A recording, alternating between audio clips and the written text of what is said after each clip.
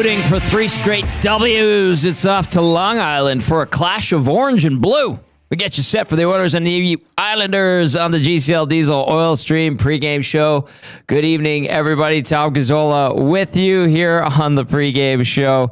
Brought to you by GCL Diesel. Ben Thomson in studio as well. Matt Kassian will be joining us shortly. He is our game analyst. And, of course, GCL Diesel.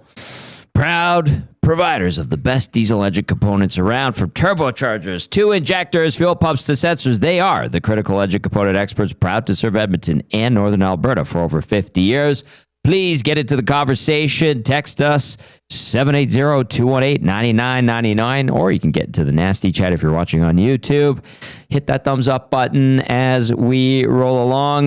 The Reid Wilkins show will continue at the conclusion of the GCL Diesel Oil Stream pregame show.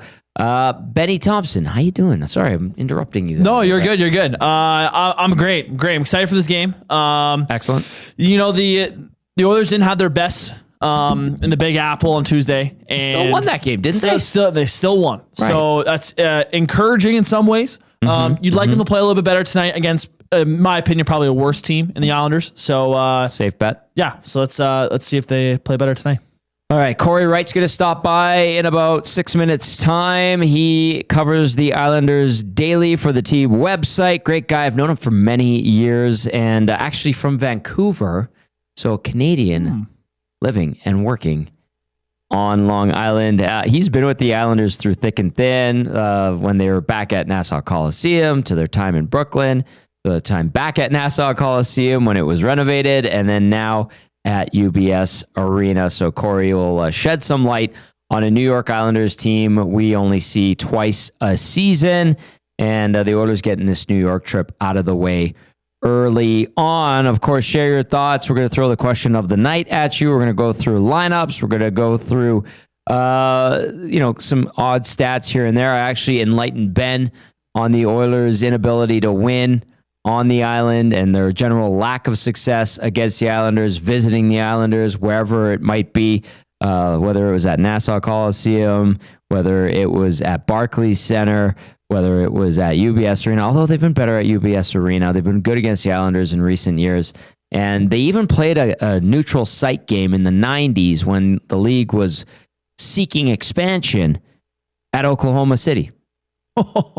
At what is now the Cox Convention Center, or was when the Oklahoma City Barons, farm team of the Oilers, were playing. When Sean Bell played in the Oilers organization, briefly for the Oilers, mostly for the Barons, before being traded to the Avalanche.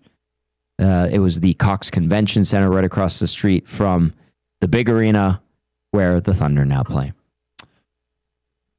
There's a little tidbit for you. You like that? It's almost like you're with the team there for a while. I certainly was, Benjamin. I certainly was. So when we'd go to Long Island, whether it was, like I was saying on the Reid Wilkins show, Garden City, Uniondale, staying in Manhattan, didn't really stay in Brooklyn. I think the team has since switched. I think they have made a pit stop in Brooklyn before. It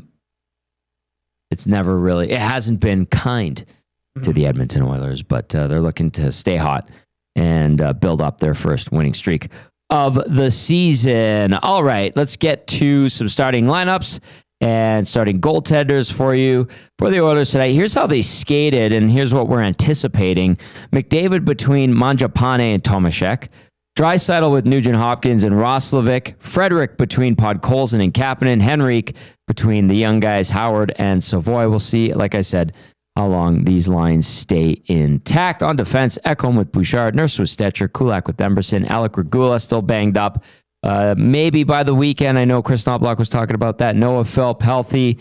We'll see when he gets back in there. Not anything he did wrong. He's just kind of the odd man out. I know that's kind of irked some Oilers fans, and I get it. I totally get it. Curtis Lazar still waiting to make his Oilers debut. As for the Islanders, here's what we're anticipating lines wise for New York. Bo Horvat between Jonathan Drouin and Emil Heineman. Matthew Barzal with Anthony Duclair and Kyle Palmieri. J.G. Pajot between Anders Lee and Maxim Shabanov. Casey Zizekas with Kyle McLean and Simon Holmstrom. On defense, Matthew Schaefer with Scott Mayfield. Schaefer off to a pretty good start through 3 games. Personally, he's leading the team time on ice and tied for the team lead in points. Adam Pelech with Ryan Pulock. Alexander Romanov with Tony DeAngelo out for the Islanders. Mark Gatcombe and Adam Boqvist. Your starting goalies, 26-year-old Stu Skinner, not confirmed, but we're anticipating he gets the nod again. 1-0-1 this season, 144 goals against average, 942 save percentage, 1 shutout in 2 appearances this season. Lifetime versus the Islanders, 2-1 record for Skinner, 234 goals against average, 908 save percentage in those 3 games he has faced.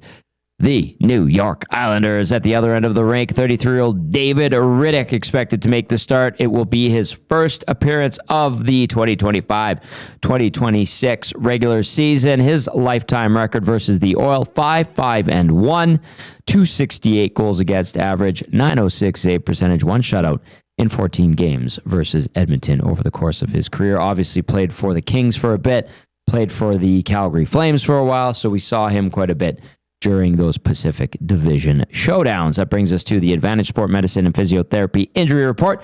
Connor McDavid's got a team of specialists. You have a bag of frozen peas.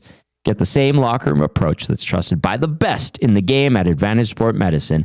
Book your assessment today at www.advantagesportmed.ca or call 780-460-9977. For the Oilers, Zach Hyman, IR wrist. Jake Wallman, IR undisclosed, should be back soon. Matthias Janmark, IR undisclosed, also should be back soon.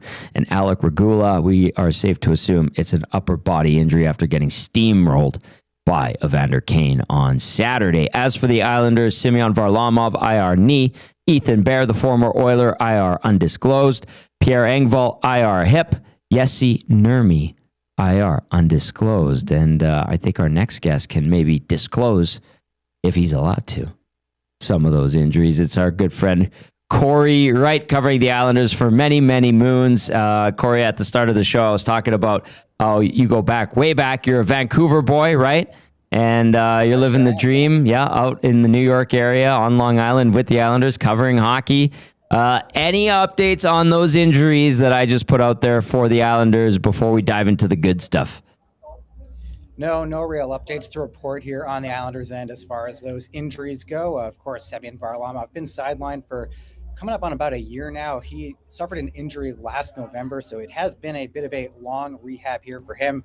Pierre Engvall, the timeline was expected to be a bit shorter, but Patrick Waugh has not provided any updates.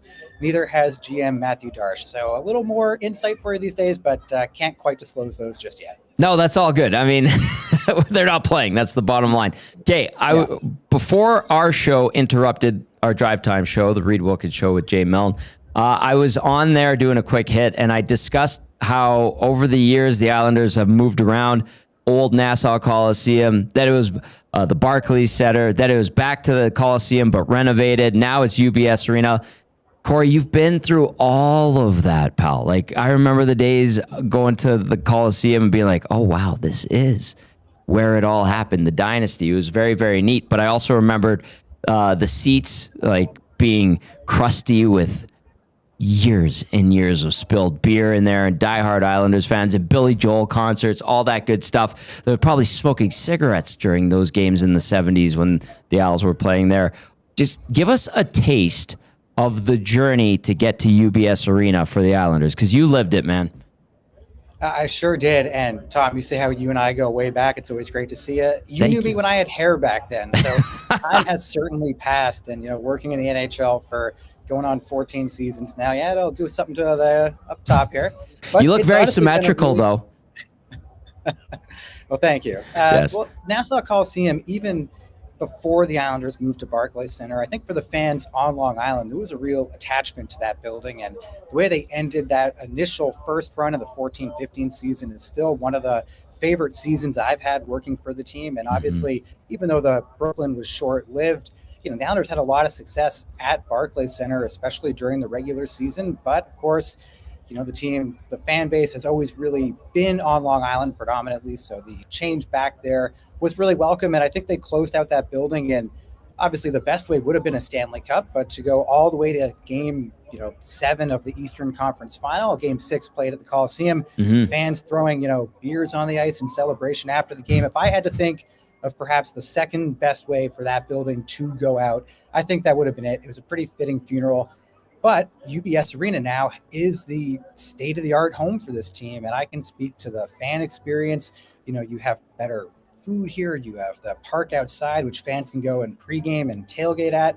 Everything has just been top of the line. Everything's been great, and we know that this building will be here to stay, because you were talking about really one of the only games I think I haven't worked for the Islanders, which was a neutral site game. But, I think for a lot of people for a long time, there was a very real fear that the Islanders would not be on Long Island, and UBS Arena has certainly put all of that to bed. So I've gotten a front row seat to a lot of that. It's been fun every step of the way, and it's just nice to know that the home rink for the Islanders will now be solidified here for a very long time. And I think if you're an Islander fan that has been on that ride, you are very happy to hear that. Yeah, a storied franchise, and it is good to see some stability, and it seems like that has made itself very prevalent with the organization. So I'm glad to see that, and to hear it from you is reassuring as well. All right, Corey Wright with us covering the New York Islanders, Oilers and Islanders tangling tonight at UBS Arena. Let's look at the team so far, Corey. I know, looking for their searching for their first victory, looking to do it against the Edmonton Oilers. Just tell us the story of these first three games and what were the letdowns that led to these losses. Yeah, for the Islanders, the first couple of games, I think obviously some tough opponents out of the gate. For the Washington Capitals had a great year last year, so that's a pretty good team to play in your home opener. The Winnipeg Jets had a pretty tremendous season last year, so the quality of opponent has been high. But for the Islanders, I think really it's keeping the puck out of the back of the net has hurt them in these first three games. They've allowed 4 or more goals in all 3 of them. That's just too many to win in this league. So right now, going into the season, turning the page on special teams was really one of the top priorities. Last year, the Islanders finishing 31st in both power play and penalty kill. We were seeing some improvements, I think, given that the new coaching staff is trying to implement some new systems. You can't expect those to necessarily be up and running and in mid-season form right off the bat. But, for the Islanders, Patrick Waugh likes the defensive structure that his team is playing with overall. There's just been breakdowns that have led to some high danger scoring chances and into some goals again. So really, it's kind of limiting some of those mistakes. Obviously, some changes on the back end for this team, and it probably just takes a little bit of time to gel. Of course, it doesn't really get any easier when Connor McDavid and Leon Draisaitl are coming into the building tonight. But I think for the Islanders right now, it's focusing on special teams and just kind of limiting the breakdowns in the defensive end is what's going to get them here their first win of the season. Corey, you mentioned McDavid and Draisaitl, and I know the Oilers, maybe they haven't shot the lights out so far offensively this year, but the ability is there. The talent is there, and everybody talks about them, especially when the Oilers go on the road. Looking at the Islanders and kind of listening to Patrick Waugh, is he the type of guy, even though he's a Hall of Fame goaltender, one of the best all time, is he the kind of guy that wouldn't mind going run and gun every night playing offensive hockey? Or what do you think his mindset is for his team night to night?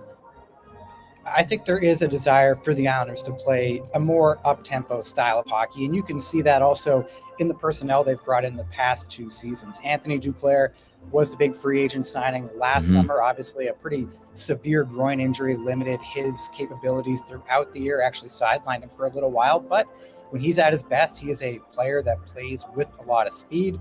Jonathan Drouin, of course, he's another player that has a bit more of the skill that I think that Patrick Waugh is looking for, Matthew Darche is looking for. He's also a power play specialist. He's a guy that produced 31 power play points over the past 2 seasons with the Colorado Avalanche. So you expect him to help a unit that really did struggle last year. And the Islanders do have a pair of power play goals so far to start the year, but I do think that desire is there. And even a guy like Max Shabanov, who, I won't blame you if you haven't watched a lot of KHL highlights, but that's a guy with a lot of skill. That guy had 67 points in the KHL last season. And we've seen, even if it's not the highlight reel plays necessarily, when you're watching a guy get a one-timer off that's behind him and able to beat an NHL goaltender, you think, okay, yeah, that is just another influx of skill into this lineup. And you're seeing more of it kind of throughout the Islanders' forward lines. Obviously, that famous best fourth line in hockey, Martin Cizikas Clutterbuck. Only Casey Cizikas remains out of those 3. And he's playing with a guy in Simon Holmstrom who's a capable 20-goal scorer, right? So, I think there's more skill up and down the Islanders lineup right now. And the intention is to play a bit more offensive, up-tempo style than perhaps the defensive juggernaut that got them to the third round in 2020 and 2021. Yes, very systematic hockey. I had a full-on look at it during the bubble days, but it was effective and it worked for a couple of years there for sure, but times have changed. Clutterbuck, I think, is with the Minnesota Wild, or is he still with the Islanders? He's a front office guy now. He's a broadcaster now. Matt Martin is working in the front office. That's right. Clutterbuck is broadcasting for MSGSN, and also going to be doing some work for us this year, which will be a lot of fun. Boom, there you go. Okay, so they're keeping the guys not too far away, even though they've hung up the skates. Corey Wright joining us, covering the New York Islanders as we get you set for action tonight at UBS Arena. Corey is there right now. You talked about Patrick Waugh and his, preferred style of play for his team. How about Matthew Darche coming in? I mean, you're taking over for a legend in the game in Lou Lamoriello. Lamoriello's still kicking around, I see. But what is Darche's vision? I'm sure he's got some ideas for this group to get them to the next level and making the Islanders a team that competes for the Cup every single year. That's the goal, obviously. What has he said about his vision for what he wants this franchise to look like on the ice? Well, it's really twofold, because right now, obviously, you don't sign a guy like Jonathan Drouin if you're completely committed to only looking towards the future. That's a guy that has a lot of skill. The Islanders still a veteran team, a guy like Matt Barzal in his prime. So by no means are the Islanders, just because they had the first overall pick, in perhaps the same situation as the San Jose Sharks or the Chicago Blackhawks, teams that might be a little bit further out. The Islanders, of course, winning the draft lottery and moving up 10 spots, but that's not to say that he's not looking towards the future. And I think the move that really speaks to that was dealing Noah Dobson to the Montreal Canadiens in the offseason for a pair of first-round picks that wound up becoming Victor Eklund and Keyshawn Aitchison. You add that to obviously getting the first overall pick in Matthew Schaefer, and the Islanders now have three pretty good prospects just in the Darche era alone.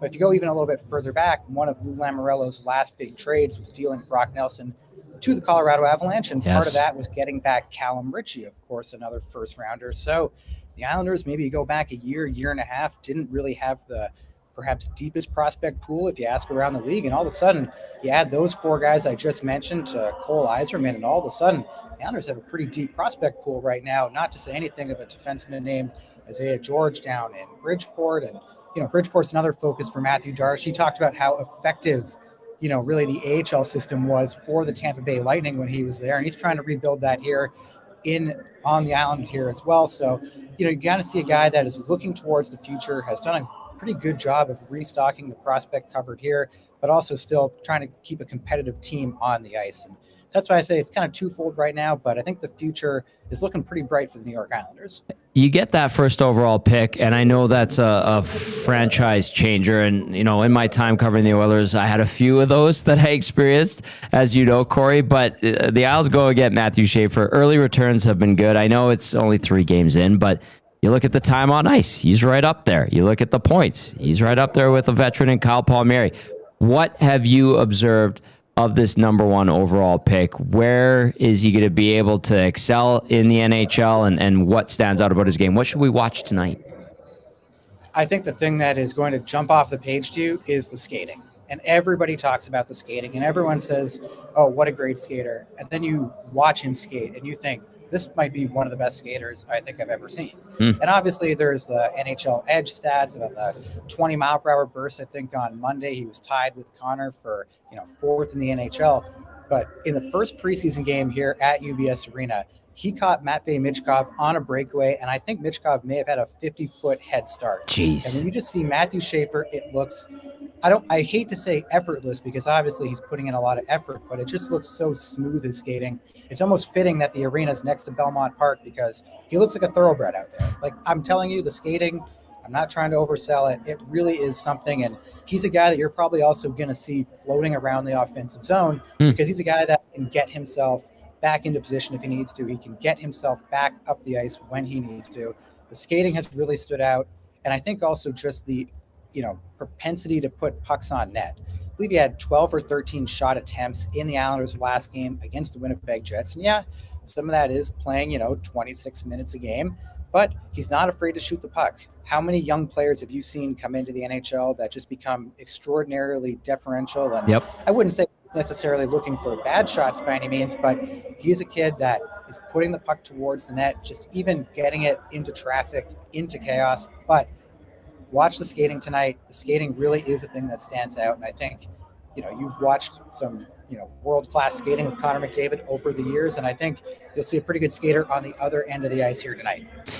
Nice cross promotion there with the racetrack. Well done, sir. That is a veteran play. That's why you're one of the best. All right, let's take a look at the goaltending, because I know here in Edmonton, it's something that is discussed ad nauseum. The trust in Stuart Skinner is a bit shaky right now. People are cautiously optimistic. He's coming off a shutout the other night. There is a desire for anyone else, for some Oiler fans, to be tending the twine here in Edmonton. And people are looking at Ilya Sorokin going, could he be someone who shakes loose? But that comes from observing Islanders fans' thoughts on Sorokin early on this season. What can you say about one of the elite goalies in the NHL playing for the Islanders so far? I mean, Ilya Sorokin is one of the elite goalies in the NHL. We saw that with him being a Vezina finalist a couple years ago, and I get to watch him day in, day out. He is really just so quick in his crease. He's flexible, the way he gets across. Like, he's due for a couple of just, highlight reel saves every game. And at the end of the year, you look at the highlight reel and you think, man, we've really gotten to watch something special here. Has gotten off to a bit of a slower start this season, obviously. Big save Dave getting the start here tonight against the Oilers, and perhaps an uncharacteristic goal or two for Ilya so far to start the year. But I think it's one of those things where you bet on talent, and we know how good he is. We know how good he can be. And if Islander fans are worried right now, I can say that I am certainly not worried about the New York Islanders goaltending, because it has been a strength of this team ever since Ilya Sorokin was here. It was a strength when Semyon Varlamov was a starter before him. It was a strength when Robin Lehner and Thomas Greiss backstopped the Islanders to a Jennings Trophy in the 18-19 season. So really, goaltending has not been something Islander fans have really had to worry about in almost a decade here. And with Ilya signed long-term, I don't think you're going to have to worry about it too much going forward either. Even if he has a slower start to the year, Patrick Waugh says he has all of his trust in him. And I think when push comes to shove, Islander fans will too. Yeah, I feel like Patrick Waugh would have a good hunch whether or not he's got a good goalie on his hands or not, right? Yeah, I think he won a game or two in his career. Yeah, something like that, if I recall correctly. Hey, great to see you, Corey. Always appreciate the insight. We'll have to do this again. Thank you so much, man. Enjoy the game. Thanks for having me on, Tom. Good to see you. Hope all is well in Edmonton. Oh, there is one of my favorite guys in the National Hockey League, Corey Wright, covering the New York Islanders. Has been doing it for a long time. Absolute beauty. That's why we bring him on the show. He knows the team inside and out. So, I mean, Benny, I'm not trying to poo-poo. Nope. The desire for an upgrade in net for Edmonton fans. I'm just saying, here's why this one might be unrealistic. Here's why that one might be unrealistic. Well, we heard Dave Pagnotta on Hello Hockey say, hey, the St. Louis Blues really like Jordan Binnington. Might have to get that idea of your collective minds if you're an Oiler fan thinking, who could we get to improve on Stu Skinner? Stu Skinner might be the answer. I don't know how that's going to play out.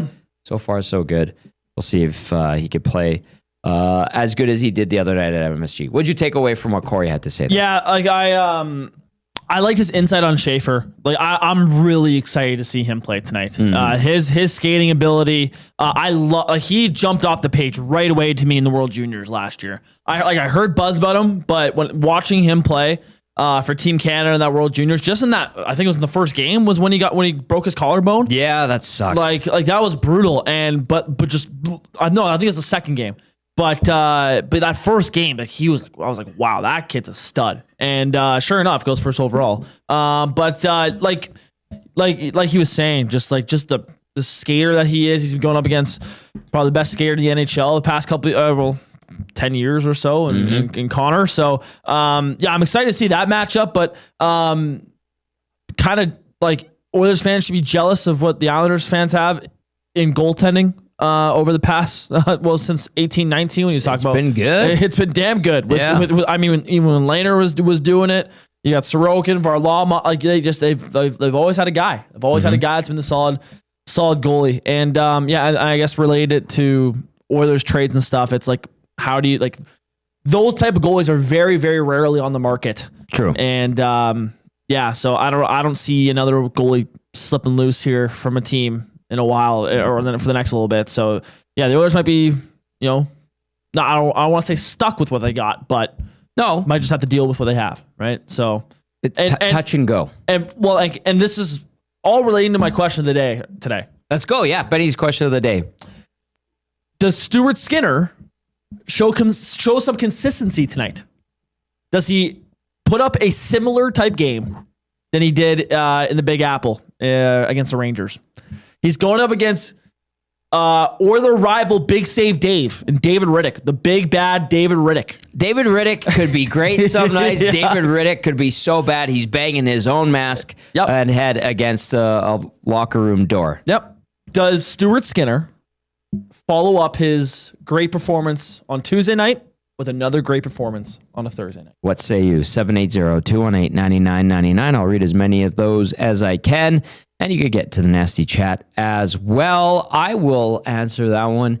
I'll say yes. Yeah. You know, I think the feeling, confidence should be high for Stu Skinner. Now, the defensive structure needs to be tightened up a little bit in front of him. Of course. That Those was blunders way too weren't leaky great. of a game on Tuesday. Quite leaky, and you know, Skinner bailed out his defense. Yep. Yeah, I think the ability and possibility of him building off of that win is there. So I'll go with yes. Text us your thoughts. Will Stu Skinner continue to build off of that game that he had on Tuesday and maybe win some more fans over, win them back, and build up the confidence in him from the fan base? We want to hear your thoughts. I will, like I said, read those out as we progress through the pregame show. This text coming in out of the Calgary area says, hello, Tommy. So happy you're back for pre and post game. I missed you, man. I missed you too. Thank you. Simple and straight to the point. Oilers 4, New York Islanders 1, McDavid 2 Genos, and an apple. I hope that's what happens because that was Jay's play of the day, which was provided by Louise Wilkins. I put a sprinkle on that one. You could do so at Play Alberta, presenting sponsor of Edmonton Sports Talk. We got a game prediction here. 4-2 Oilers win. That one says straight to the point there. Yeah, let us know your thoughts. We want to hear from you. Matt Kassian will be joining us shortly as I dip it to the nasty chat. What's going on, you guys? Hope you guys are doing good out there. It's so weird. I noticed YouTube they must have upgraded and updated their system or something. I noticed it yesterday watching on my TV too, because now I don't get the user names. I get just the handles. The handles, right? Yeah. So this one from Nixon 3200 probably goes by something else. Yeah. Says, just have a good game above 9-10 with no obvious mistake. The team needs to figure out the rest. That's in regard to Stu Skinner. Yeah, absolutely. Casino Dealer Jay, good to meet you, Casino Dealer Jay, or good to see you yesterday at Subway. Big shout out to Subway Sunwapta. That was a lot of fun. Rob and John and the entire staff, Jen, Ross, and Mike as well from Subway. Casino Dealer Jay says, yeah, he can go on a good run for a few games. I haven't seen him get schooled except from Kadri. Let's see what happens with Stu Skinner tonight. That is the question of the day. Can he build off of that success he had against the Rangers at MSG on Tuesday night? All right, it's time to get to our game analyst, Matt Kassian, with Game Changers, brought to you, as always, by Damon Bunting Real Estate. Damon Bunting, one of the best guys out there, consistent top producing realtor in the greater Edmonton area for close to 20 years. He and his team would love to help you find that right home or make the move from your current home. Please check him out, DamonBunting.com, or visit his Instagram at Damon Bunting Real Estate. Welcome, Cass, via the phone line. Where are you at, buddy? Because you're a busy boy. You were on Two Guys and a Goalie earlier. You're going to be joining us on the post-game show. What's going on?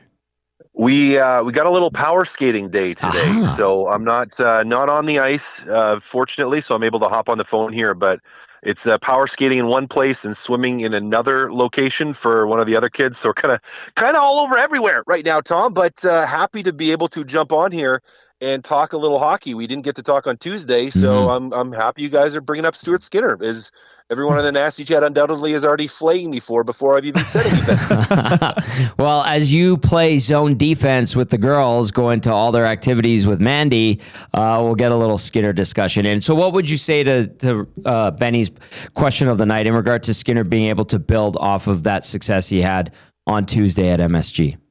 I think mentally it's a massive opportunity for him to be able to build off of it. With the way the first game went, where the first 2 goals, didn't really have much to do with him. Unlucky bounce in the middle, the potentially high stick with Connor Zary, and the third one obviously was a massive, horrendous mistake. Yeah. And so it would have been easy for him from a confidence standpoint. Like if he would have really struggled against the Rangers, that negative confidence certainly could have built, but it's an opportunity here for him to quite quickly move past what was not a glamorous opening night in Edmonton against the Flames and have just a rock solid performance. Not just because of the shutout, but you steal your team a game. Like you know that. Everyone in the room knows that you probably shouldn't have won that hockey game, but Stuart Skinner was able to do enough that you were able to win.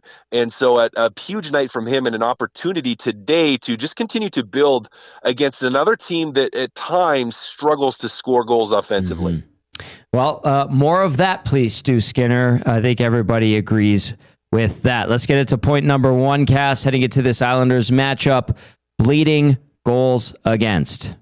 Yeah, those Islanders not really able to keep the puck out of the net right now. 13 goals against in 3 games, a penalty kill that's at 70%, reminiscent of how, well, I guess it's not quite as bad as the others were last year, and it's only 3 games into the season. But they've really struggled defensively. They've been giving up a ton, and further to that, you're also getting a backup goaltender in there for the New York Islanders, who are kind of stuck in that limbo of, it's not like a rebuild, but it maybe should be, but it's not, and they're not going to be very good. But how do you they're just such a tweener team right now that has struggled out of the gates here that, there's confidence issues there, and they are struggling to keep the puck out of their own net. For the Edmonton Oilers, who, it's not like they've been absolutely juggernauts the first couple games offensively, but a huge opportunity to, much like the Jays and their bats yesterday came alive all of a sudden, maybe for the Edmonton Oilers tonight, an opportunity for the Sticks to get a little bit more hungry, to start to put the puck behind Rittich and to generate some offense here against a team that has really struggled defensively in their own end for the New York Islanders. 4 goals against and a 4-3 loss to open up the season at Pittsburgh, 4-2 loss to the Capitals on home ice, and then a 5-2 loss in their last outing against the Winnipeg Jets. The shots against, not bad, considering if you look at what they're doing shots for. 28 against in game 1, 29 against in game 2, 26 against in game 3. But if you're giving up a lot of high danger chances and you're not getting those saves, the 1 or 2 big ones you need a night to keep you in it, or even keep you tied, or get you a lead at some point, allow your guys to go out there and play comfortably, then you're looking at trouble. But the shots for Cass, is that a concern that this Islanders team is able to generate some offense or some looks? Well, for them, I'm sure they'd like to be able to. You want to increase that number, and you want a little more volume. Now, you don't just want shots from the red line. Right. Like, that's not. There's shots and there's shots, and even the goals against goes to tell you that is like, well, you can, Corsi's and Fenwicks all the day long. But if you're allowing backdoor tap-ins and cross crease one-timers, like you end up in trouble. Yeah. Like your goalies aren't going to save those. You give up breakaways. Percentage of those going in is going to be higher. You give up 2-on-1s that allow a pass through. Well, the percentage is going to be higher. And that's what stung them. And they haven't been able to generate that same type of offensive output on the other end. So for them, that's the challenge, is you're so worried about your own end right now that it's just translating into not really being able to be comfortable in the offensive zone either. Yes. So it's like a problem that just builds on itself. And that's one of those nasty little cycles that as a team you have to find a way to work through. Is if you're too focused on your own end, you end up making mistakes in the offensive zone, turning the puck over, not getting the puck to the net, and squeezing the stick too tight, and then you're back in your own end, spending more time there, and it just turns into a nasty little cycle. And that's kind of through the first couple games anyways, what we're seeing from the New York Islanders. All right, that brings us to point number 2 on Game Changers, brought to you by Damon Bunty Real Estate. New look lineup. Cass. Yeah, well, Tommy, Yes. I feel you might owe me a little bit of an apology. It may have taken till game number 4, but Tomasek is on the top line here starting tonight, it looks like. And For how long, though, Cass? I'm sorry. I would never wrong you, boo. And if I did, I didn't mean it. It may not be for very long. Yeah. We don't know yet. I know. We don't know yet because the knob block obviously goes to the blender frequently. But hey, the jam wasn't there against the Islanders offensively, and so the decision clearly has been made to break up the nuclear option and switch away from it after they were so emphatic that they're going to run with it as long as they could. We get to game 4, and now we see it change. Now, Tomasek and Mangiapane, I think, are they're probably the 2 most deserving wingers to earn that spot with McDavid right now. Not that it's like, I got to play with Leon Draisaitl. I'm on the second line. It's not like that's a bad place to be. Nobody's complaining about that. Ryan Nugent-Hopkins isn't complaining about it. But that top line in particular, that's going to be a little bit of a different look. Now, Mangiapane has found his way to produce already early in the year, kind of been everything he's built to be. And Tomasek he's been really good. He's been consistent. Now, he hasn't found the back of the net like we'd like him to, but he's at least found ways to create those offensive opportunities, and he's helped create on the power play, and now a little bit of a look for him with Connor McDavid. So I am interested to see, Tom, how it looks, how long it lasts. Tomasek is most definitely the player on that line that if they're going to switch it up, he's probably the first to get moved. You're right. But at the start of the game, I'm really interested to see how this pans out, how he looks playing those top line minutes, and not just the top line minutes with McDavid, but the top line minutes against the Islanders defenders as well. Yeah, Cass, I agree with you there. Tomasek and Mangiapane have probably been the 2 most impressive forwards for the Oilers so far, just based on expectations. Howard and Savoy being slotted on the 4th line, do you think it's more of like, is it a reflection of their play, or do you see a better way that they could utilize these 2 players? I mean, we've talked about Howard most likely getting sent down in the next couple games when Yamark's here, but I guess more for Savoy because you plan on, I think, keeping the kid in the lineup. So like, what are your thoughts on that? Yeah, well, we're going to have to see how they're utilized. Good point. I agree with you, and I've been saying, like, Howard, most likely the guy to go down later. But as far as the game tonight goes, the second you split McDavid and Draisaitl up, you're going to have a little more of a blender at times during the game because those 2 are going to be on the power play, and Ryan Nugent-Hopkins is going to be on the power play. So now all of a sudden you're having to come up with, well, who's going out on the ice afterwards? And I have a sneaking suspicion, at times it could be, depending on who's out there and depending if there is time or not left on the power play. Like, you're probably not going to put Frederick's line out there if there's 25 seconds left on the power play. Like, you're probably going to go Savoy is going to maybe be the first guy over the boards, and you could have any number or a different combination of other guys depending on who's out there. Like, if Mangiapane, for example, and Savoy, and then one of the other guys. So it's going to depend on that to see if, okay, are they utilizing Savoy towards the end of power plays or Howard? How much are they doing that? How much time 5-on-5 are they actually getting? How much time penalty killing are they actually getting? What's the actual ice time look like? Now, I don't necessarily mind them playing on the 4th line as long as they're getting the minutes, and I don't mind them playing with Henrique. They're going to be the 2 forecheckers. Henrique's probably telling them, you guys are F1 and F2. I'm just going to kind of hang out in the high slot, not pressure. Veteran move. But he's a veteran guy. And yes, not as fleet as he once was, but at least brings a level of experience to it. So yes, we could look at that and say that's a 4th line, but it's kind of like another 3rd line where the Frederick line, that's a crash bang. They have the ability to chip pucks. And this one here is more just for, to have the opportunity anyways to hopefully produce against some of the lower hanging fruit on the Islanders. Benny, you good? Yeah, that was exactly how I thought it would. Like, it makes sense, right? Like those young guys are you don't want to play them fourth line minutes, but it's kind of like you're forced to in this situation with how certain guys are playing, how you have the lines set up. So yeah, I get it. I just hope. I just don't want to see. I don't want to see those young guys below like 9-10 minutes. Like, you want them to roll all four, right? So and for development purpose and all that stuff, you want them getting some ice time. Speaking of what Ben brought up there, what is the threshold minutes wise, Cass? Because like if they're sitting for long periods of time, and you look at the timesheet at the end of the night, and it's like 8 minutes. That's a red flag, is it not?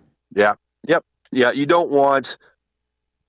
You got to think those guys, you want them in double digits. Yeah. Right? Like you want them in double digits. That's like 12 to 14 minutes a night would be your hopeful expectation, to 15 minutes a night, depending on the night. Mm-hmm. Obviously, some nights, some teams, some games, it's going to be a little different. And depending on what's going on out there, it might drop lower. But that to me is kind of the minimum. Like you don't want them in that Matt Kassian range, which is that, between 5 and 8 minutes. Like that's not ideal for these guys. And for Howard in particular, now Savoy's got a year of pro under his belt where he played a lot of minutes, so you can deal with that as you will. But for Howard in particular, I'm like, I want that guy playing 14, 15, 16 minutes a night. And the best way to do that may be in the minors.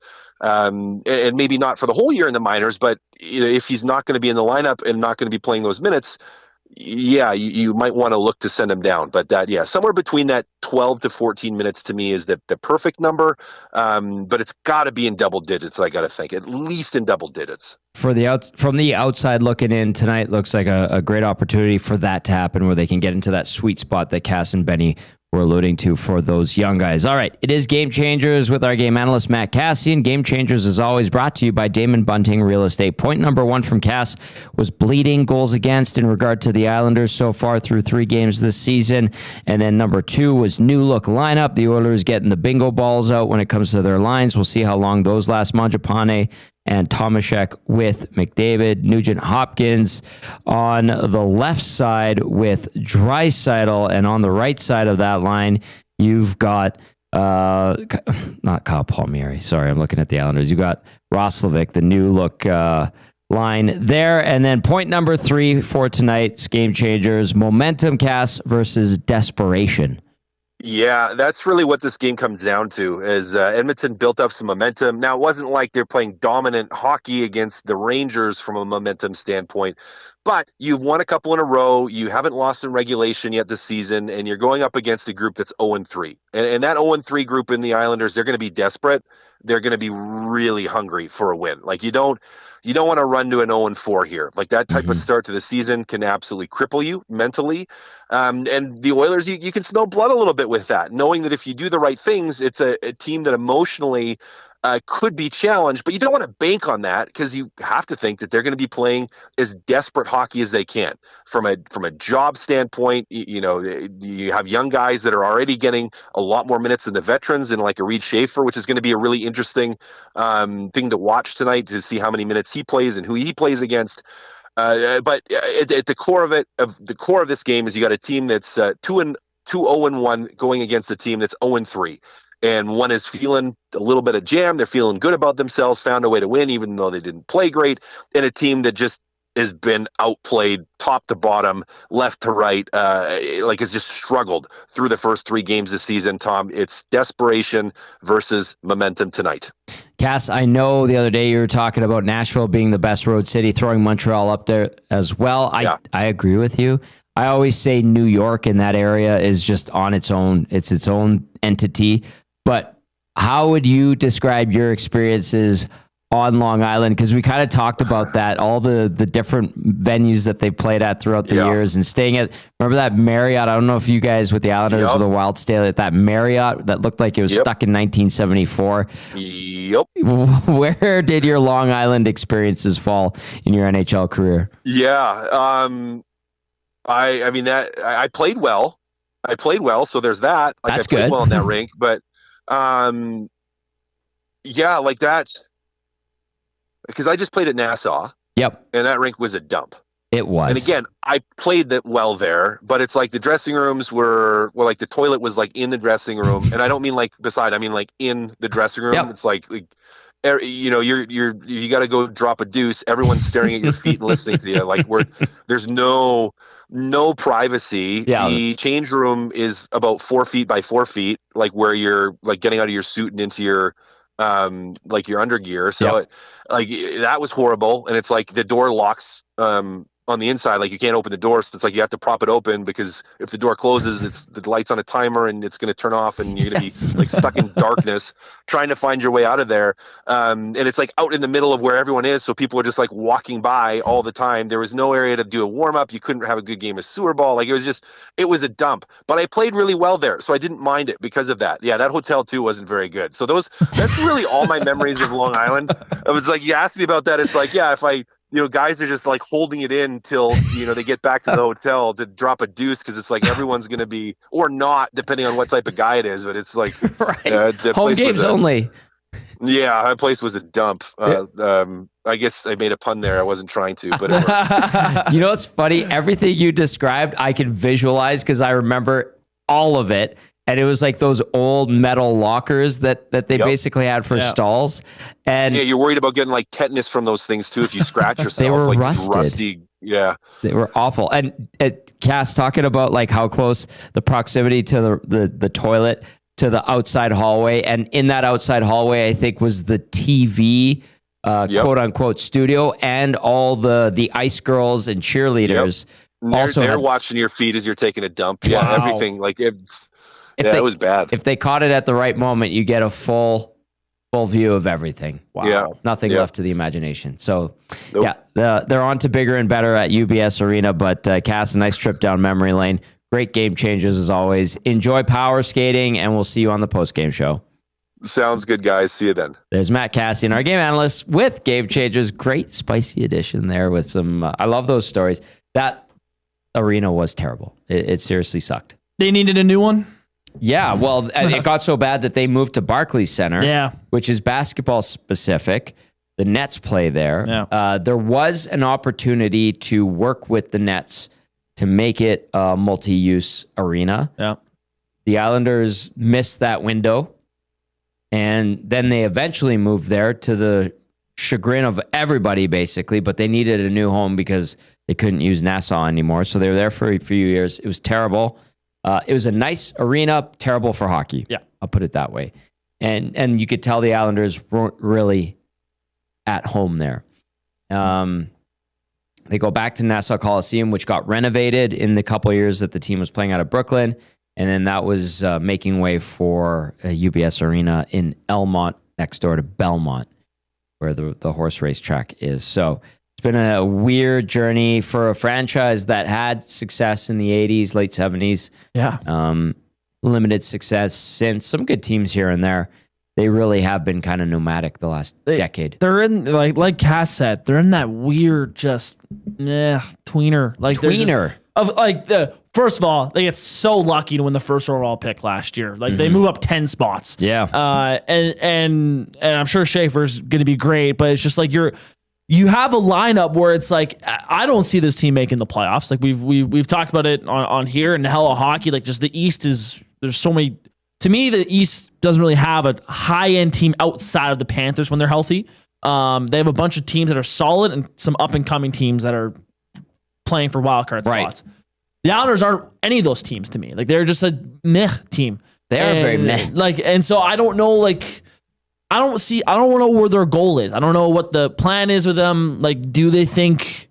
Obviously, you have Schaefer on the back end, but on forward, like, is Matt Barzal gonna like be the guy to lead a forward core when he's 33 by the time they have guys coming up? I don't know. Like, they're just this weird team. So yeah, good players, but no great players. Exactly. Maybe Matt Schaefer can be that. You hope he is, but I still think you need a star-studded forward to have you're going for cups, right? But yeah, I don't know. There's a weird team, and so yeah, right now, two different sides. Like Oilers are looking to get a Stanley Cup. Islanders probably not. So you hope the team that's looking for a cup wins tonight.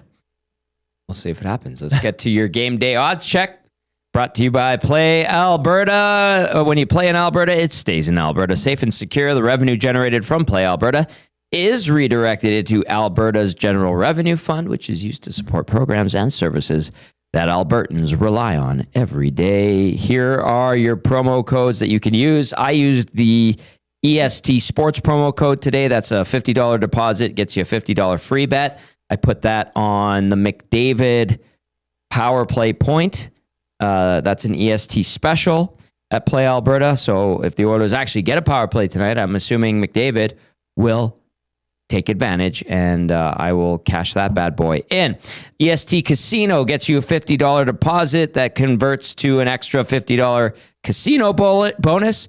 And then if you put in EST50, that's a $50 deposit for a $50 free bet as well. Your money line for tonight, Edmonton minus 169 favorites. The Islanders at plus 142, even though they're on home ice. So home dogs, as the boys like to say. It's about right. Yeah, it seems right.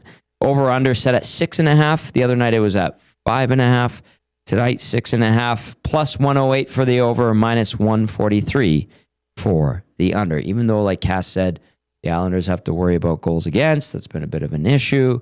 Letting in 4 or 5 every night. Mm-hmm. All right, Benny Thompson, what do you got before I go back into the inbox? Yeah, I just a little bit about over-unders.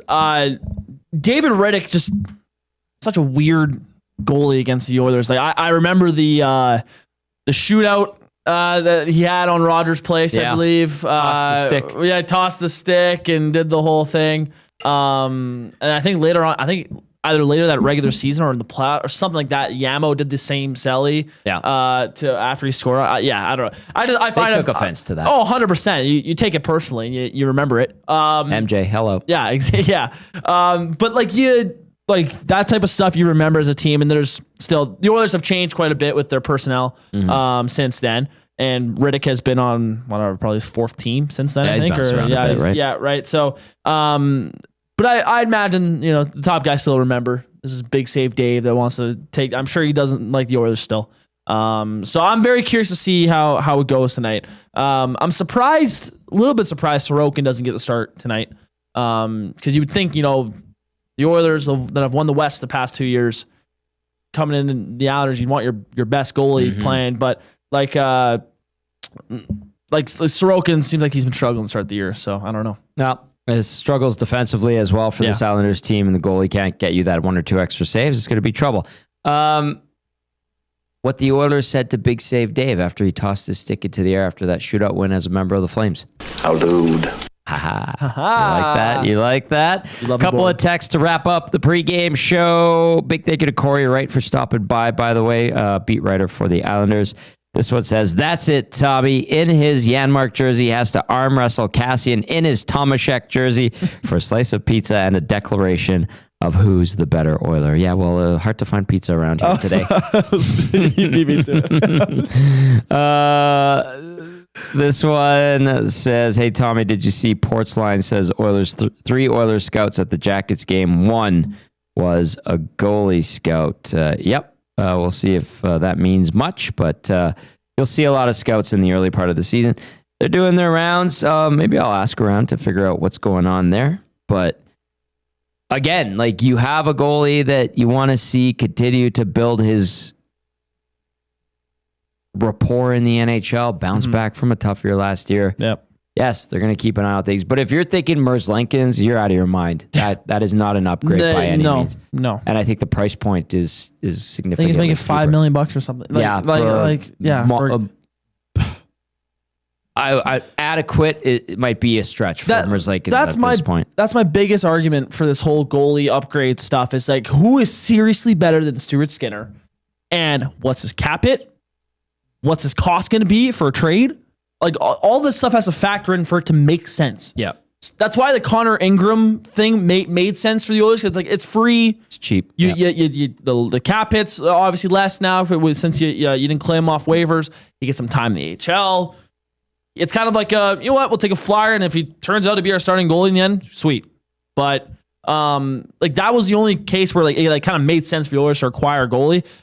Right now, there's no goalie that's on the market right now that makes sense. So. Yeah, I don't know. How dare you use logic? Yeah, sue me. And the Jackets, if you're wondering, they're welcoming in the Colorado Avalanche. Pretty sure there's nobody watching the Lumberyard.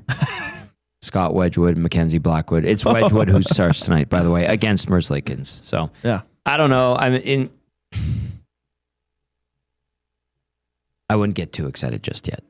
Let's just put it that way. Yeah. Anyway, good text. Appreciate that. Yes, that is noteworthy.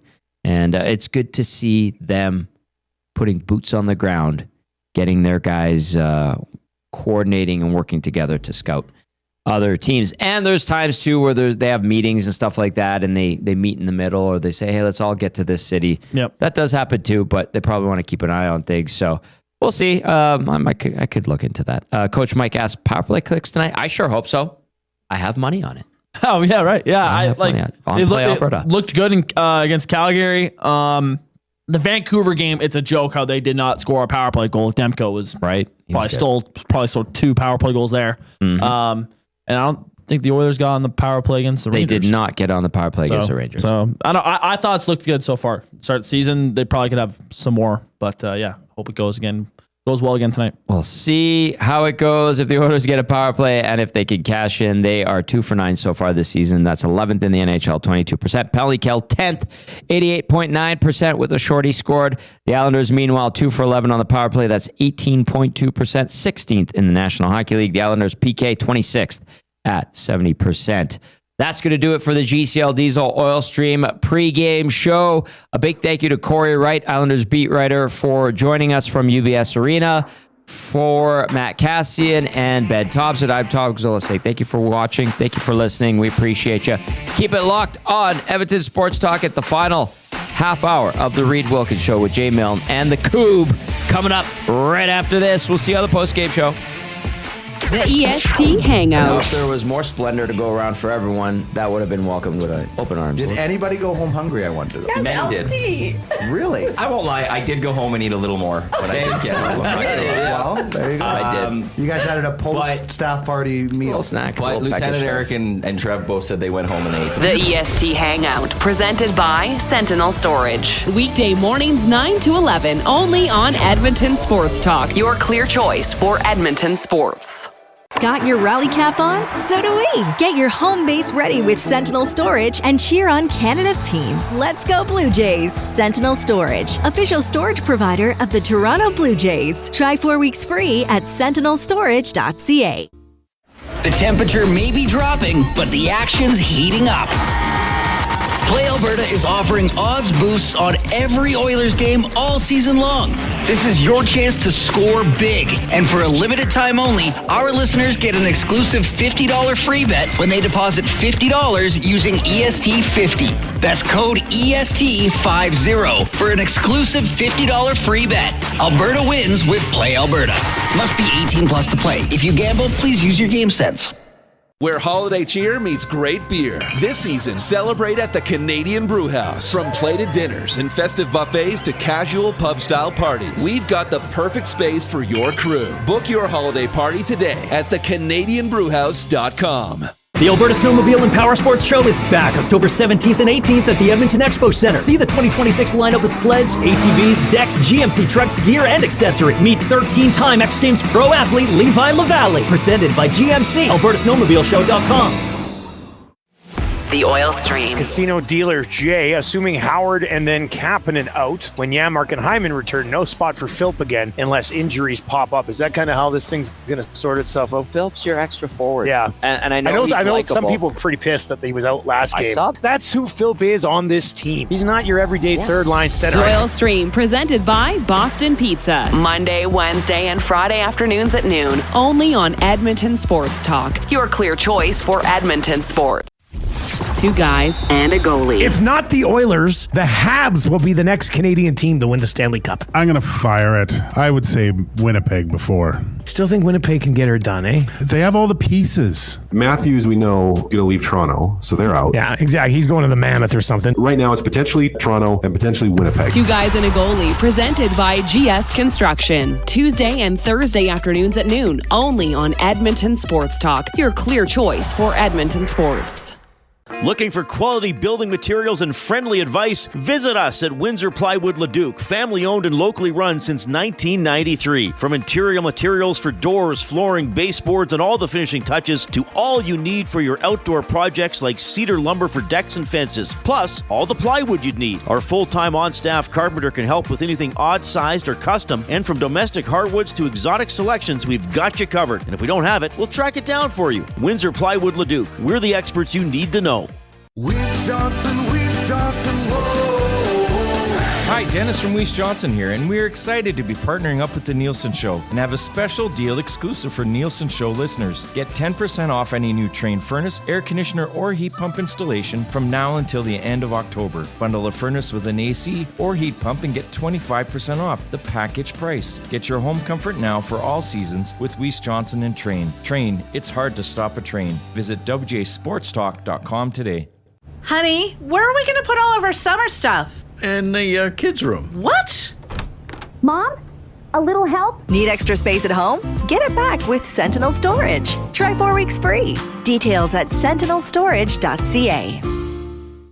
Running your own small business takes courage, and as it grows, so does your team. That's why Alberta Blue Cross offers health, dental, life, disability, and wellness benefits designed for small businesses, because we know a healthy team means a thriving business. Join over 5,000 Alberta businesses who have chosen us to help their business grow and succeed. Alberta Blue Cross takes care of you and your employees, so you can take care of your business. Visit ab.bluecross.ca to find a plan that's right for you.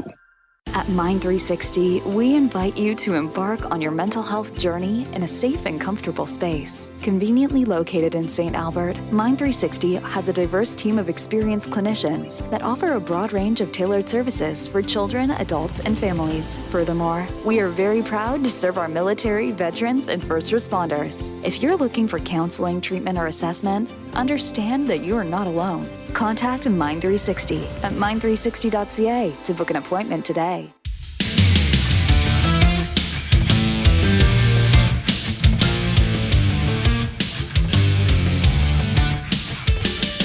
All right, thanks a lot for joining us. Great job by Tom Gazzola, Matt Kassian, Ben Thompson, Oil Stream GCL Diesel pregame show. Oilers and Islanders about to get going. We'll keep you updated, of course. We're with you until 6 o'clock for the final half hour of the Reid Wilkins Show with Jay Milne.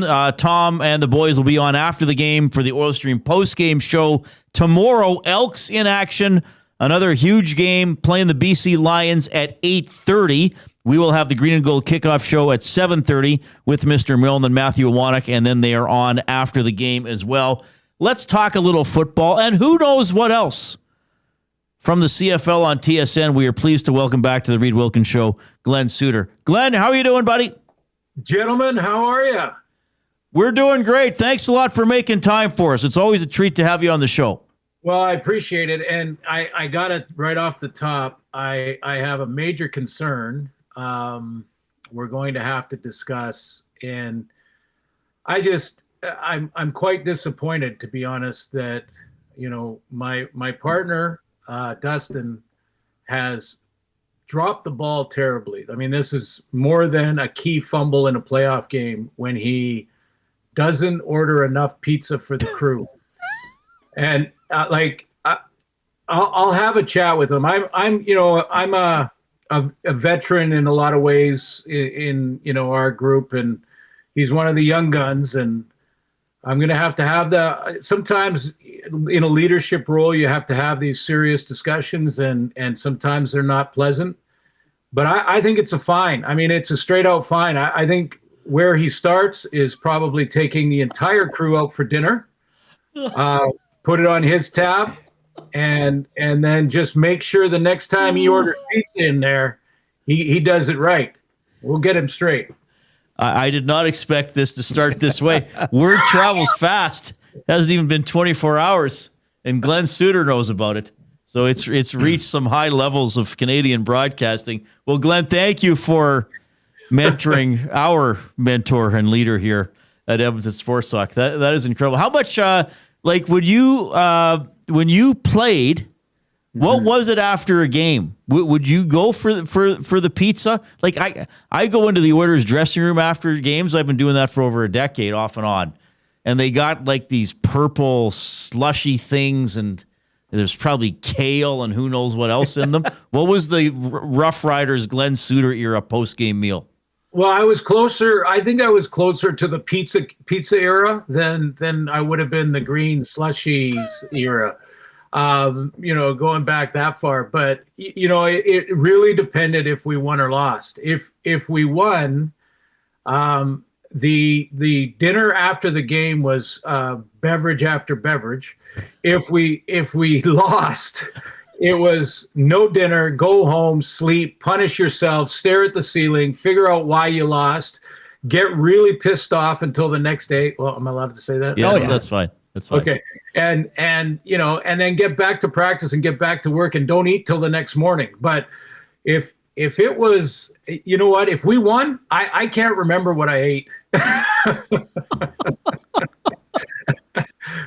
Well, I guess that's the great thing about football. If you like to celebrate a victory, you usually have at least 5 days between games, sometimes 6, 7, or 8. So you have a day to deal with the effects of a victory. Well, the next day is also a walkthrough, right? So in football, we used to call it hat day because you could wear whatever hat you wanted. Like you bring a baseball hat or a fedora or whatever you wanted to wear.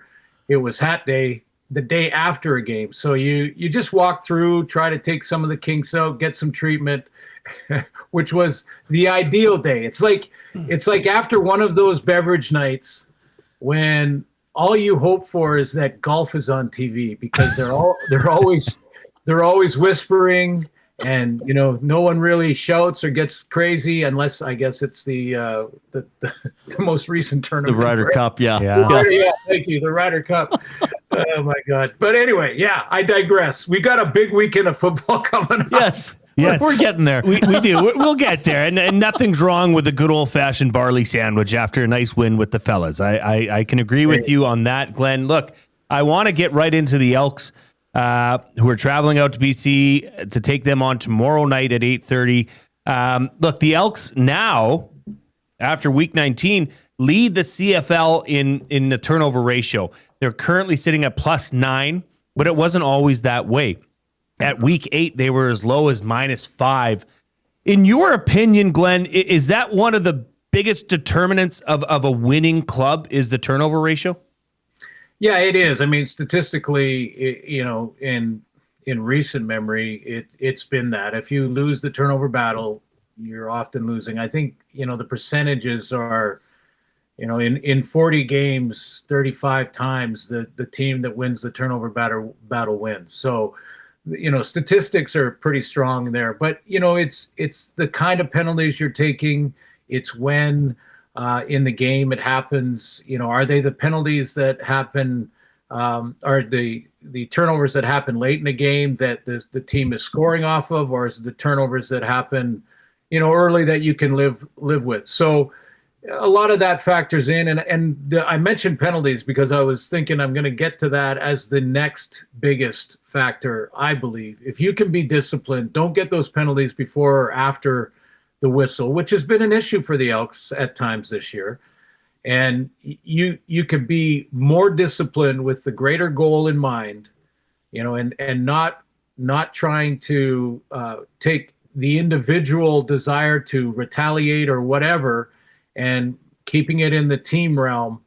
If you can do that and be disciplined, you're going to win more. So penalties and the turnover battle are key. And one of the reasons the Elks have been so much better at it is the play of Cody Fajardo of late. I mean, he is when we talked to him this week, he let me in. He didn't give me the full secret, and I want to get it out of him.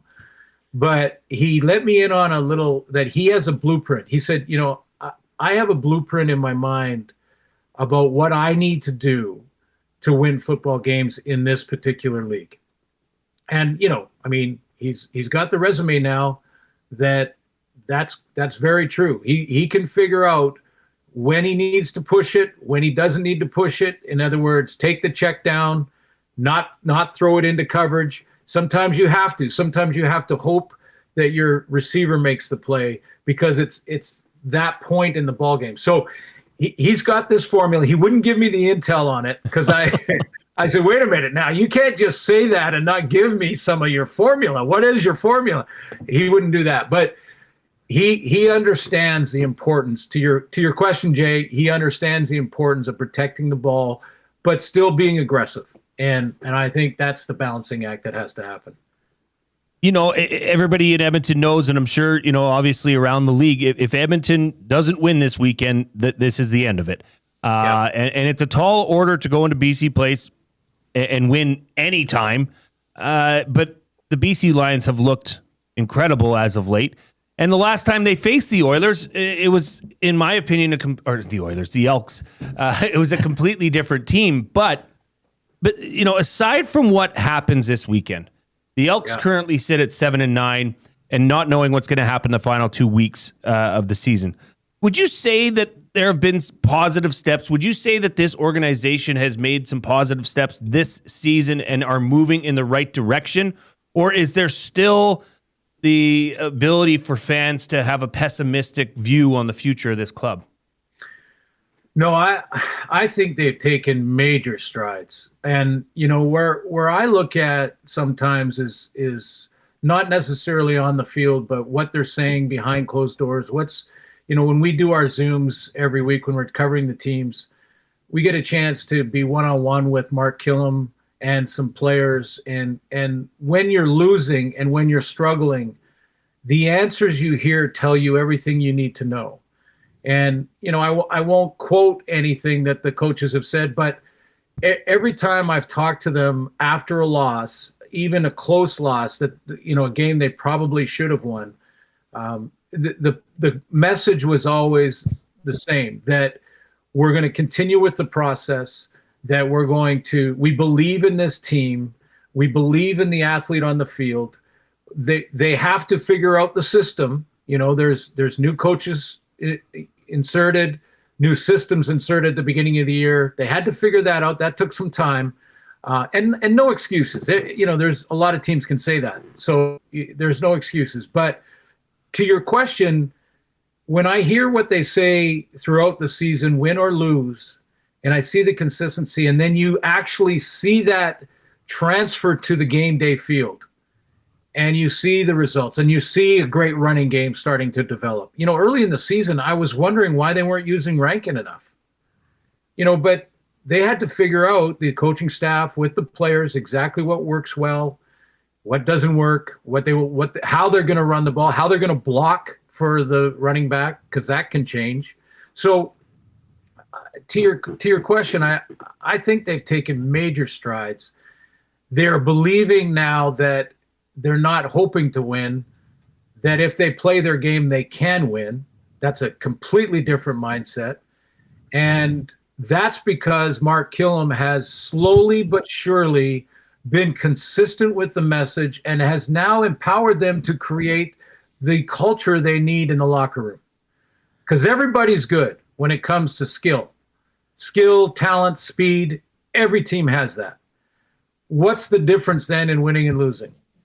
It's, do I care about the guy beside me? Do I not want to let him down? The moment that you have that culture in your room, that's the moment where you stop getting the bad penalties. Not because the coach told you not to do it. It's because you don't want to let your teammate down. That's how you know you've got things going. And I think that's where the Elks are. I think that's where that's why when I look at this matchup, I don't know what the spread is, guys. I don't know. I don't do that stuff, but I bet it's close. At least it should be, you know, and we couldn't have said that a month ago, 2 months, a month and a half ago. Yeah, I'm with you. I mean, and I often say this on the show, like, I'm a season ticket holder as well. It'd be frustrating to not have a playoff season again, but there appears to be a foundation that is more solid than it was going into the last 3 or 4 off seasons for sure. Glen, we love having you. We love your analysis. We love your stories, and we love your sense of humor, and we love your willingness to discipline Dustin Nielsen. So I hope that goes as well as you expect it to go when you see him this weekend. Guys, sometimes you have to have tough conversations, and it's going to be a tough one. I'll tell you a real quick story. When we played softball, the one fine was 24 beer if you put your softball glove on the cooler. Because if another teammate took the glove and had to move it to get his beer, that was a 24 beer fine for the next game. I don't know if I'm going to go that harsh with Dustin, but at least he can do is buy the crew dinner. Yeah. Well, 24 beer wouldn't last long here. I can tell you that. Okay. Have a great game tomorrow. Hopefully we could catch up one more time this season, especially when we're into the postseason, because we love talking to you. Thank you so much for your time. Anytime, guys. You know that. Give me a call anytime. Right on. Glen Suitor, CFL on TSN, of course, former Rough Riders safety. I guess I should mention that because there are younger members of the audience who might have not seen Glen have a really great CFL career in a team wearing a different shade of green than the one we have in this town. He, of course, was joining us on the Oil Country Towing video hotline. Brand new, we're going with this. Presented by Oil Country Towing, Edmonton's most trusted 24/7 roadside rescue team. Fast, safe, and reliable for over 15 years. Whether it's a game day or a snowstorm, we work as hard as your favorite team to get you going. Call 780-986-6088 for all your towing needs. The Oil Country Towing video hotline. The Oilers had a power play that lasted about 15 seconds, and then they took a penalty. So we're about 6.5 minutes into the first period, no score. Just as Glen Suitor was talking about turnovers about 7 minutes ago, Bouchard threw a pass into Dreisaitl's skates right in front of the Oilers' net that led to a point-blank chance for the Islanders that hit the goalpost. Posts are not goals. They are not. They are not goals. They're exciting. They're tense, but they are not goals. The actual shots on net are 3-2 in favor of the Islanders, and their very brief power play has already ended. All right, we got to get back with our words of the day for the Edmonton Public Library. We are coming to you from the Canadian Brewhouse studio. Taco Tuesdays just leveled up at the Canadian Brewhouse. All day, $3.49 new tacos and quesadillas. After 4 p.m., sip on $5.99 margaritas, $2 off Corona tankards, and tequila shots starting at $5.99. Here's an update from Zach Kubish.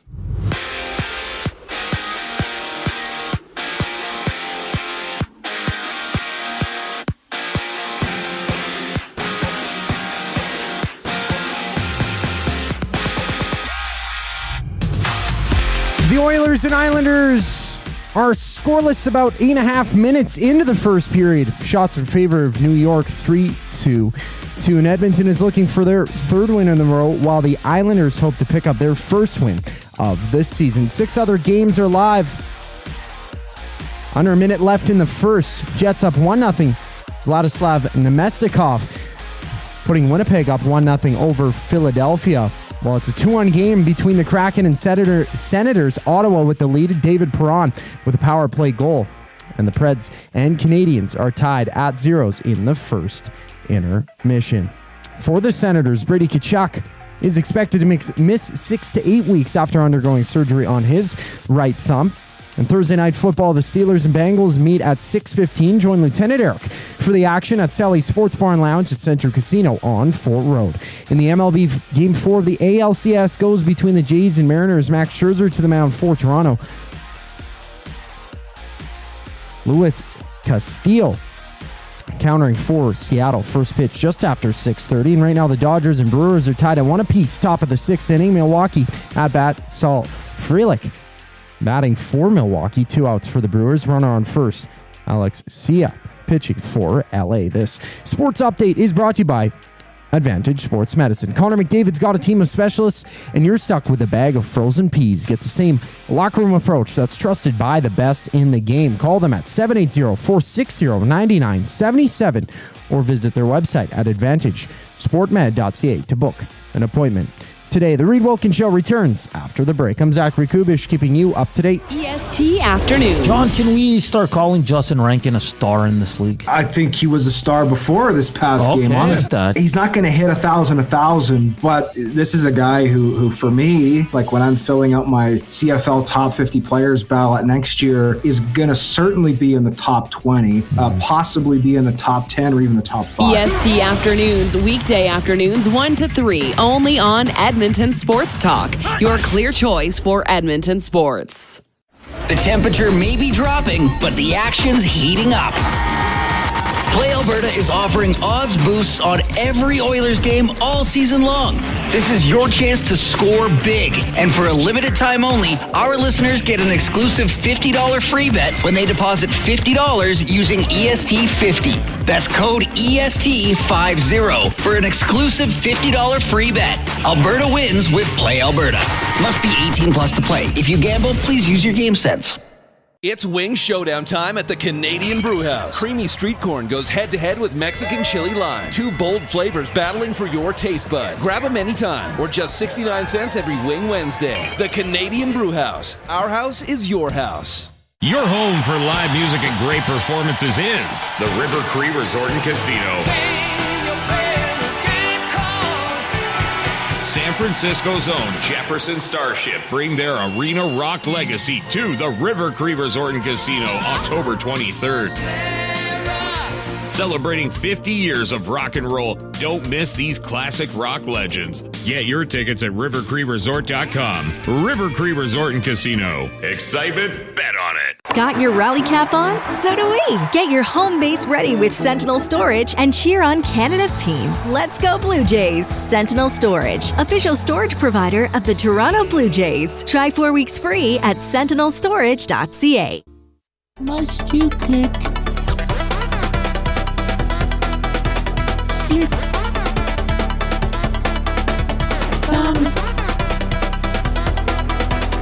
Must you click?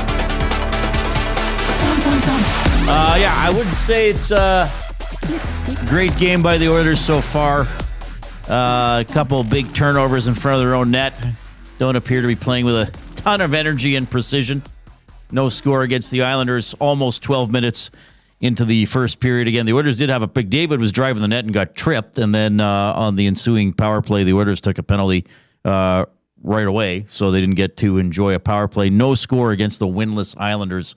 8 minutes left in the first period. Edmonton Sports Talk presented by Play Alberta. It's time to turn up the fun with the all-new Play Alberta app, your digital destination for casino, live dealers, lottery, instants, and, of course, sports betting. Coob gave us the thumb click remix. Oh, I think the Islanders just pulled one right off their goal line, off a centering pass by Kapanen. Yeah, that one was going in. I think Mayfield tipped it away. Kapanen centered it. It deflected either off the goaltender or off a back checker and was slowly going over the goal line. And I think Mayfield was the one that knocked it away. So that was really the Oilers' best chance of the night.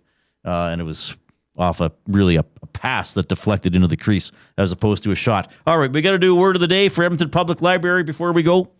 The word of the day with Reid and Jay. Oh, I'm sorry. Did I break your concentration? What do they got to say? Say what again? Say what again? I dare you. Let's find out. English, do you speak it? Then you know what I'm saying. First word of the day. Okay. Spoor. Spoor. Spoor? Spoor. S-P-O-O-R? Okay. I know what a spore is. I don't know what a spoor is, so I'll take a sentence here.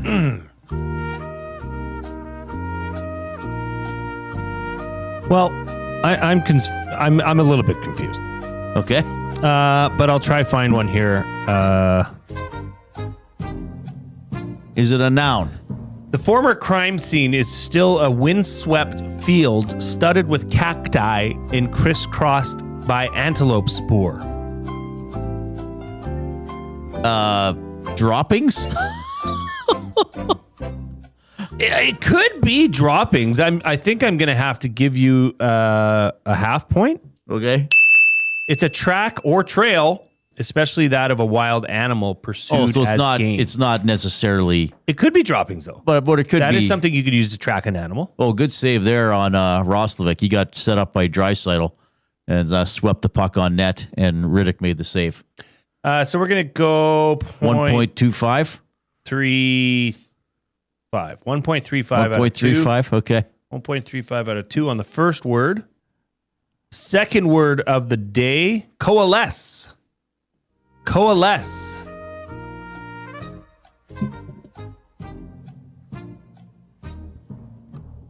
Oh, geez. Coalesce. And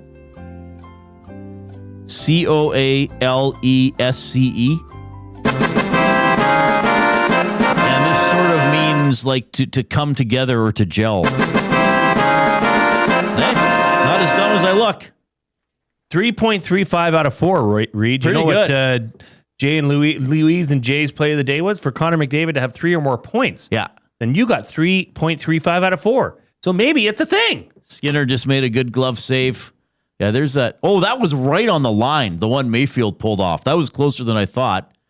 And Skinner, first of all, had an Islander player flub a chance that looked like it might have been a goal. And then he just made a nice glove save. So still no score, about 5 minutes left in the first period. All right. After the game, Tom Gazzola is on the stream here with the GCL Diesel Oil Street post-game show. The Nielsen Show at 6:04 in the morning gets our day going on Friday. On behalf of the Coob and the Glue Guy, I'm Reid. Enjoy the Oilers game.